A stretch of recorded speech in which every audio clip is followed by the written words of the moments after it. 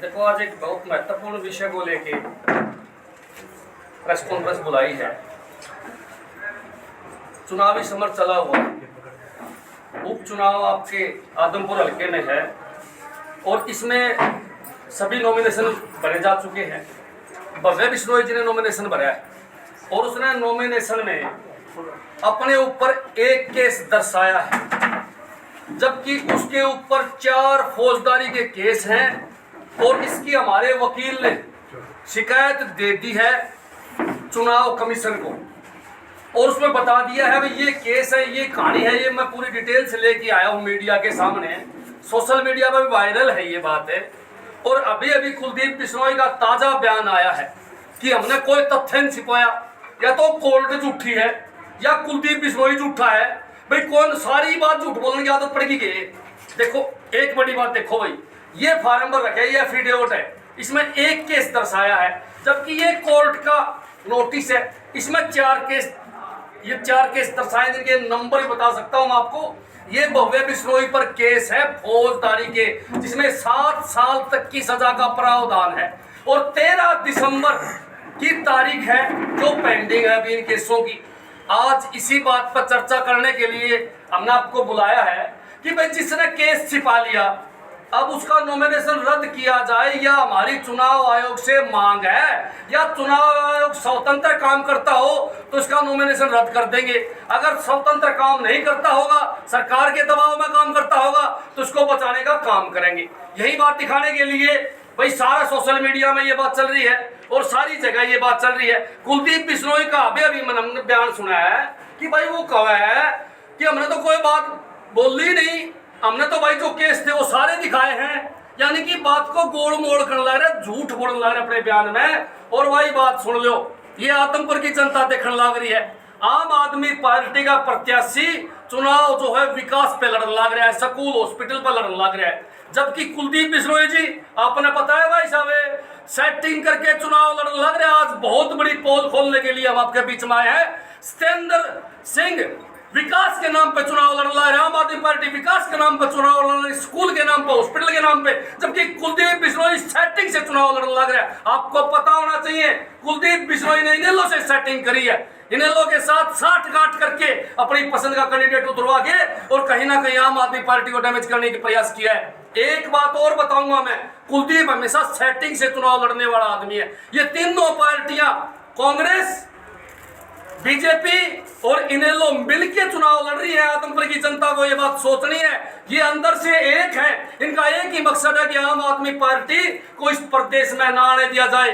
लेकिन आज की डेट में आम आदमी का प्रत्याशी 20,000 वोटों से चुनाव जीतने लग रहा है। हर रोज हमारा चुनाव बढ़ने लग रहा है, गाँव में जबरदस्त प्यार मिलने लग रहा है। पूरा गाँव एक ही बात का है कि भाई वोट तो आम आदमी पार्टी को देवांगे। सर्वे में भी हमारा नाम ऊपर आया हुआ है, लेकिन ये लोग षड्यंत्र रच के किसी न किसी तरीके से हमें पीछे करना चाहते हैं। लेकिन हम भी बीजेपी वालों की पोल खोलने के लिए तैयार है।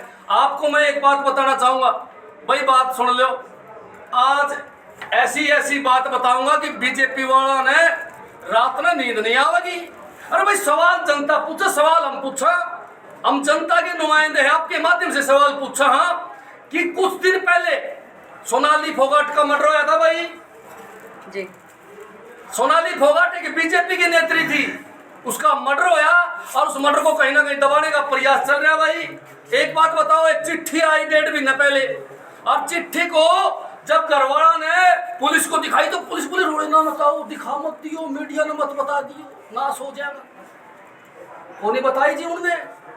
1 महीने बाद दूसरी चिट्ठी आ गई, फिर उन्होंने बोले जी एक और आ गई के करा, तब उन्होंने वो चिट्ठी सार्वजनिक करी और उस चिट्ठी में बीजेपी के नेताओं के नाम है और वो चिट्ठी आए 25 दिन हो गए, अभी तक बीजेपी नेताओं ने कोई प्रतिक्रिया नहीं दी है।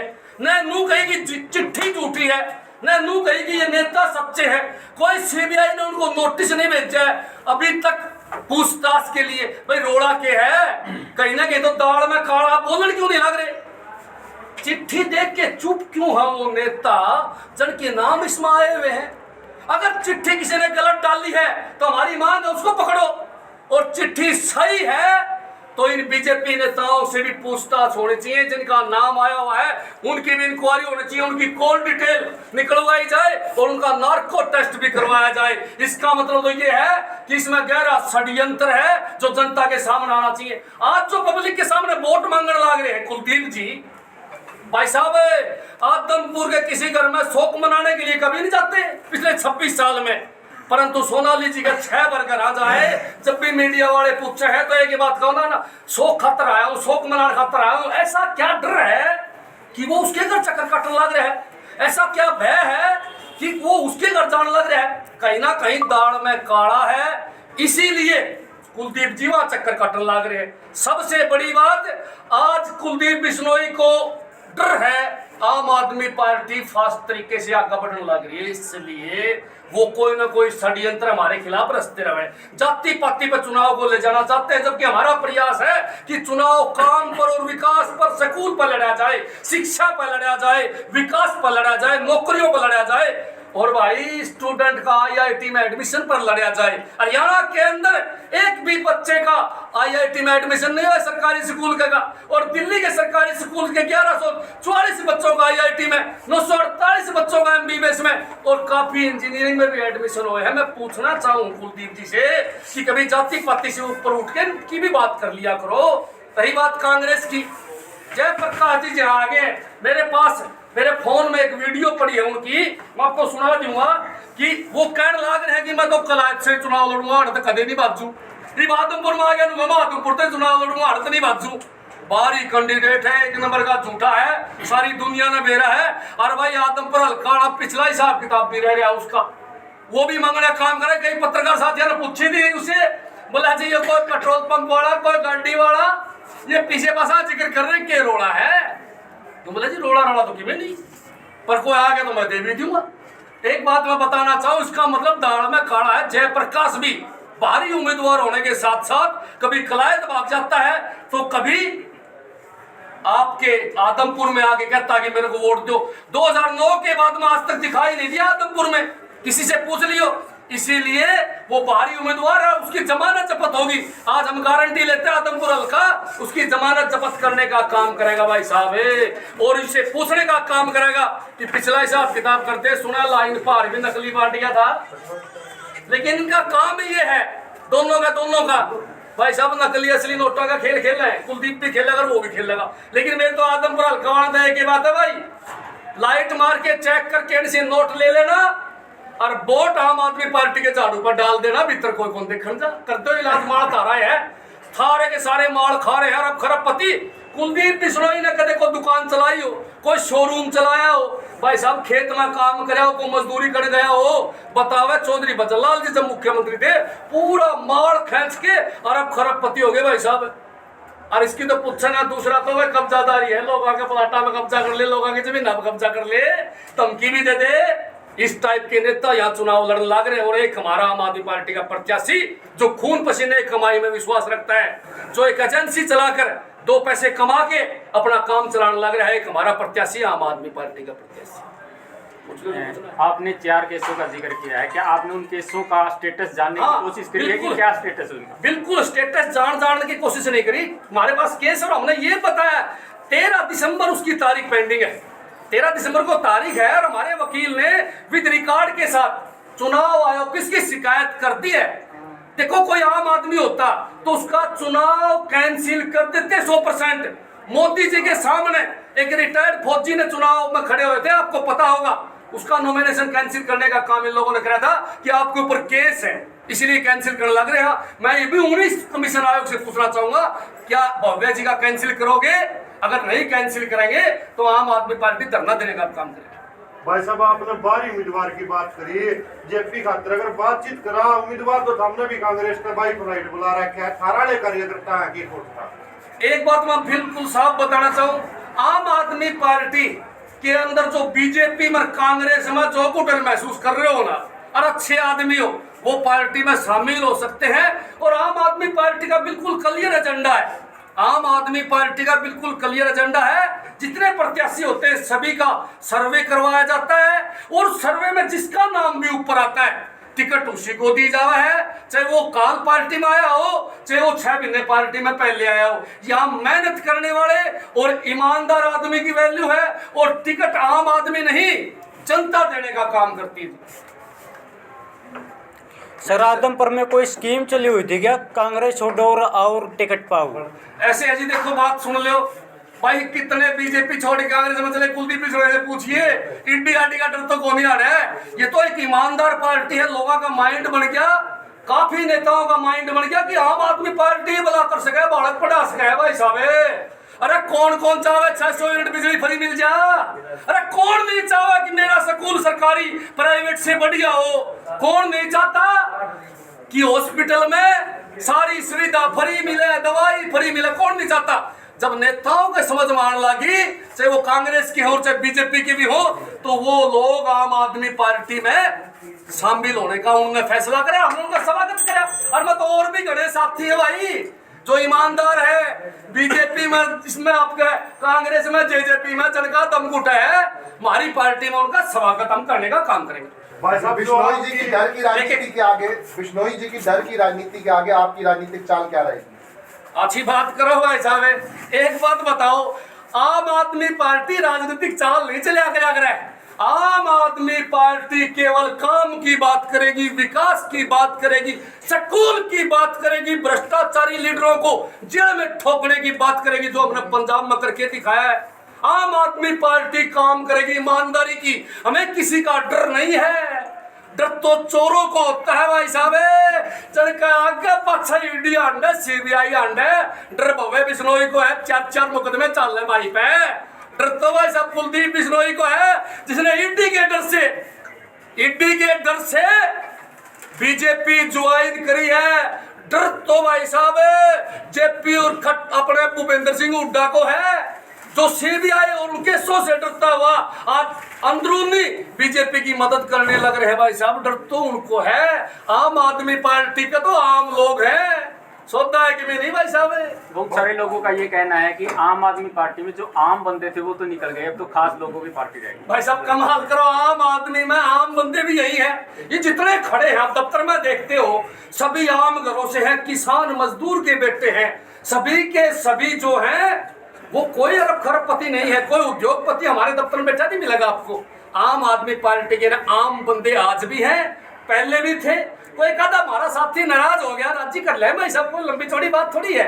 एक परिवार होता है तो उसमें थोड़े बहुत तो भाई बांडे खुद क्या है करेगा, सारी दुनिया ने बेरा है। लेकिन आम आदमी पार्टी पहले से भी कई गुना मजबूत हो रही है, और हर रोज हमारा चुनाव ऊपर की तरफ जाने लग रहे हैं। क्या आम आदमी पार्टी पंजाब की तरह हरियाणा में भी कारनामा कर दिखाएगी? दाकम दाग हो जाओ 2024 में भाई साहब, 90 में से 90 सीट लेके आम आदमी पार्टी सबसे पहले इन विधायकों की पिलसण बंद करेगी।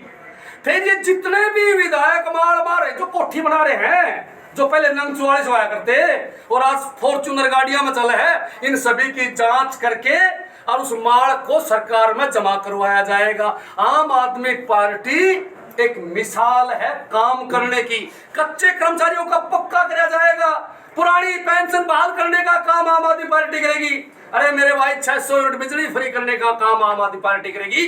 आम आदमी पार्टी गारंटी देती है, न कि वायदे करती है, और 2 ही साल में सारे गारंटी पूरे करने का काम करती है। आखिरी 3 साल तो भाई साहब अरे नौकरी लगाने का काम करे है, नौकरी लगाने का।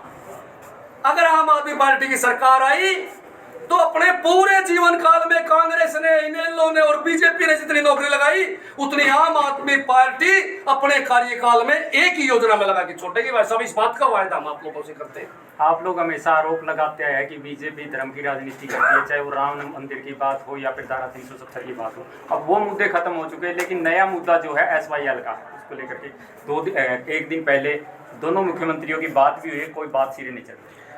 बहुत बढ़िया बात, बहुत अच्छा क्वेश्चन आपने पूछा। देखो भाई, जब भी चुनाव आवे बीजेपी कांग्रेस आए डाकम डाक हो जाओ, SYL ले आवे। अरे इनसे कोई पूछने वाला हो, कांग्रेस की दिल्ली सरकार थी, सेंटर में पंजाब में सरकार थी, हरियाणा में सरकार थी, कहाँ गई थी SYL? इन बीजेपी वालों की सेंटर में सरकार थी, पंजाब में सरकार थी, यहाँ सरकार थी, कहाँ गए SYL? ये बीजेपी वाले पंजाब में क्या बोलते हैं, हरियाणा में क्या बोलते हैं और दिल्ली में बैठे क्या बोलते हैं भाई। फिर भी मैं आपको आज एक पूरी बात बता के जाऊंगा।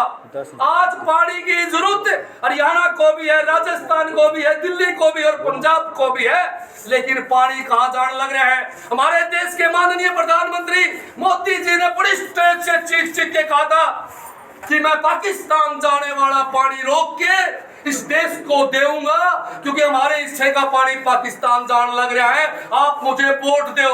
हम सभी ने मिलके मोदी जी को PM बनाया। मैं पूछना चाहता हूं आरोप लगाने वाली बीजेपी से, क्या आपने पानी रोका? आपने कोई एक ईंट लगाई? पाकिस्तान में फरी पानी क्यों जाने लग रहा है? क्या साठगांठ है पाकिस्तान के साथ मोदी की? इसको भी जरा कदे कदे बता दिया करो, या हमने बतानी पड़ेगी यह बात भी। यो एक अटल सत्य है कि मोदी जी पाकिस्तान में गए थे रात को, और मेरे ख्याल से तो कोई ना कोई वायदा करके आए, पता नहीं पानी बेच आए।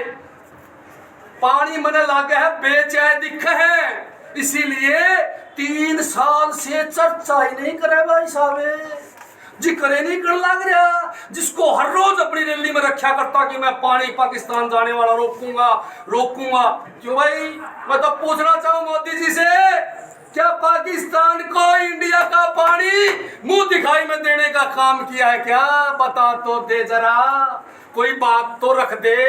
या रात को कौन सा गुप्त समझौता आपने किया था, मुंह छिपा के बिना बताए आप पाकिस्तान गए थे?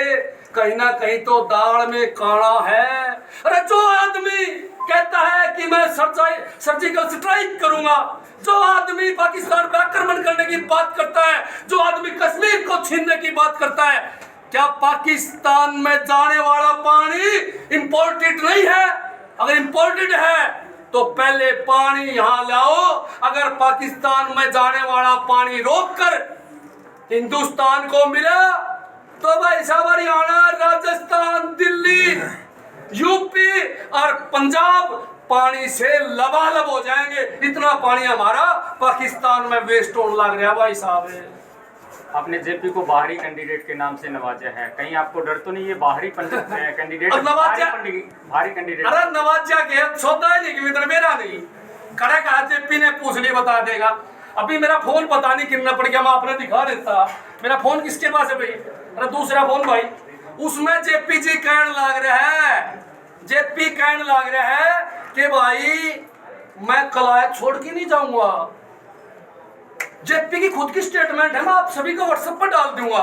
कलायत में बैठ के और आदमपुर में कहता है कि मैं आदमपुर छोड़ के नहीं जाऊंगा। और फिर इसकी तो उदाहरण है, 2009 में आया था, दोबारा दिखा किसी जाति को माइक लेके गमा मार जाओ, जब किसी गोटा मोड़ना आया हो, किसी के सुख दुख में आया हो। क्यों भाई? इलेक्शन लड़ने खातर यो खड़ा पा रहा, उसने मनमाजी जो हटा के आ जा रहा है। अब चुनाव हारते ही गारंटीड बात है वापिस कलायत भागेगा। एफिडेविट देता हूं, मैं लिख के देता हूं आपको, मैं लिख के देता हूं।